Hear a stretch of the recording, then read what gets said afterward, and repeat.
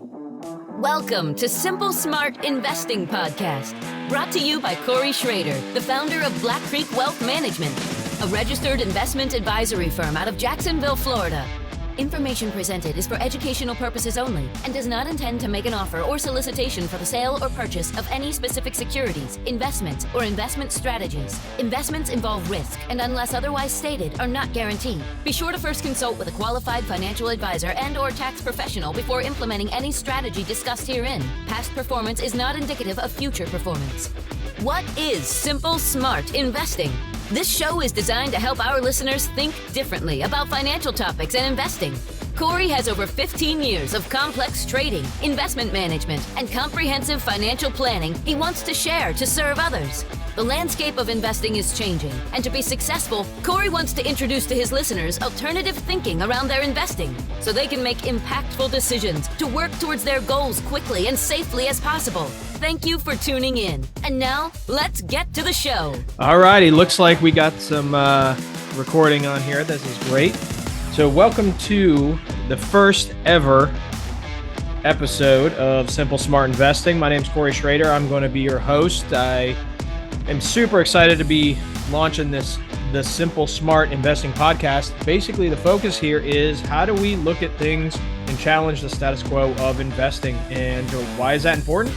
Because you follow the herd, you're probably going to get the same results as the herd. And my goal here is just to get you a little bit more assets and abundance and even some financial peace, as good old Dave Ramsey would probably say.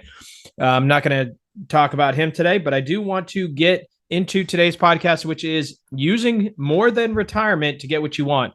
What do I actually mean by that? I'm talking about more than just looking at your retirement assets. To actually start thinking about the future today. Most people are just told, hey, let's go ahead and save. Let's keep that party going. Just go ahead and use your company match and just put as much as you can in. Well, I'm here to tell you, you don't necessarily need to be a millionaire to get everything you want, especially when it comes to retirement. Again, this is a little bit different than what you're going to hear out there, but I'm going to back this up over the next couple of podcasts and talk to you about why I believe you don't necessarily need to be a millionaire if your lifestyle is not going to cater around that lifestyle. So we'll talk about that, but not today. So again, today we're going to be talking about how do I use more than retirement? What does that actually mean? So how much is enough when you actually look at retirement? Well, again, want to look at what do we want to be in the future? What are we shooting for?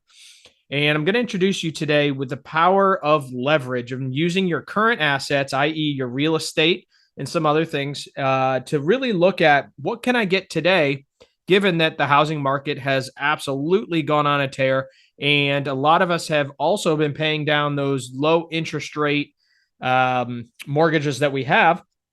And now there's a little bit of a buffer in there that we can use to our advantage to actually scale up our assets and build more of that net worth. Or, like I said, get what you want today for what you're looking at in retirement. So let's look at that for a second. So when you're talking about your budget and you're talking about what do I want to do in the future, if you're using, let's just say 3%, let's say you have 100,000, that's about $3,000.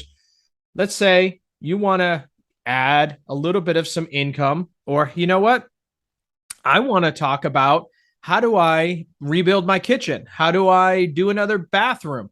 Hey, Corey, I'm actually looking at, I want to move to another state, or I want to move to a nice area in the future, but that's way down the road. Well, I got news for you. You can actually use some of your assets in your actual equity, embedded equity in your house today to get what you want. So let's talk about that. So when we look at home equity, what does that actually mean? So if you look at the value of your house, go on Zillow. I'm not a huge proponent of Zillow, being that I used to be a residential appraiser. However, it's a good round estimate to use. But go on to Zillow, see how much your house is worth.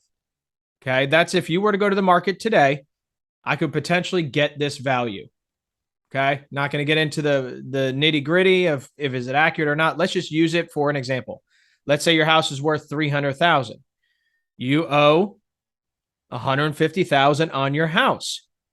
Well, the equity is the difference between what your house is worth from what you actually paid for it. And I'm not going to include transaction costs, brokerage fees, and all this, but your net value is $150,000. So you have 50% equity in your house. Well, the fun news is that a bank will actually lend you up to 70, even sometimes 90% loan to value of your property. Now, I'm going to caveat this real quick. For my extremely excited people, doing 90% loan to equity, I'm not a huge fan of, but again, to each his own. You determine how much risk you want to take on, but you can do, let's say, 70% loan to value, which means you're still going to have 30% equity in your house when you take money out. Or let's say you do a home equity line of credit. Again, that's something else we could talk about.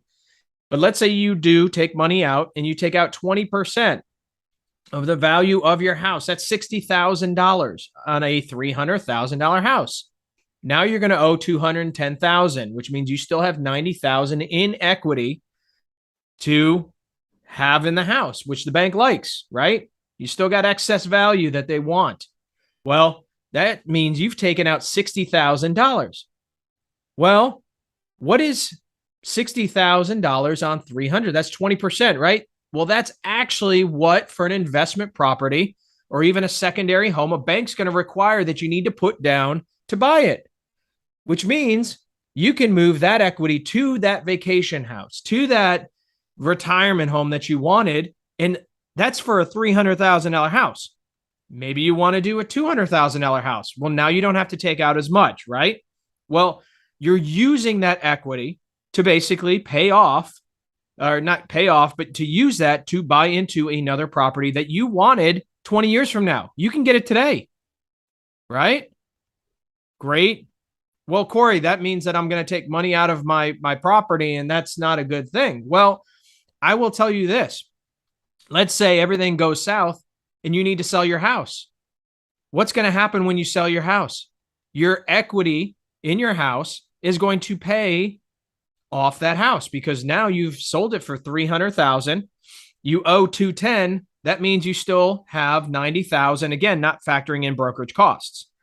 This is how the rich people do it. This is what people look at when they say, how can I get more? Because real estate values continue to go up and then more equity is built on other things. Oh, and by the way, you can actually use your new house if you don't want to necessarily be in that new house or that vacation home. Maybe you can do VRBO. Maybe you can even do Airbnb. Well, you can actually pay for your loan through that rental. I know people doing this. I've helped people build this. I've helped people take money out and buy properties and do this and scale. And now, not only do you move that 20%, but you have the real estate that's actually growing. So now you're building equity on equity, people. This is how people get wealthy. Have you ever played the game Monopoly? This is how it works. So I really want to challenge everyone to start thinking about retirement a little bit differently. And it's really going to come down to, what do you want your future to look like? If you can't see what it looks like, you need to sit down with somebody like myself that can help you picture that. Now, I encourage you, talk to a certified financial planner, CFP. I have it.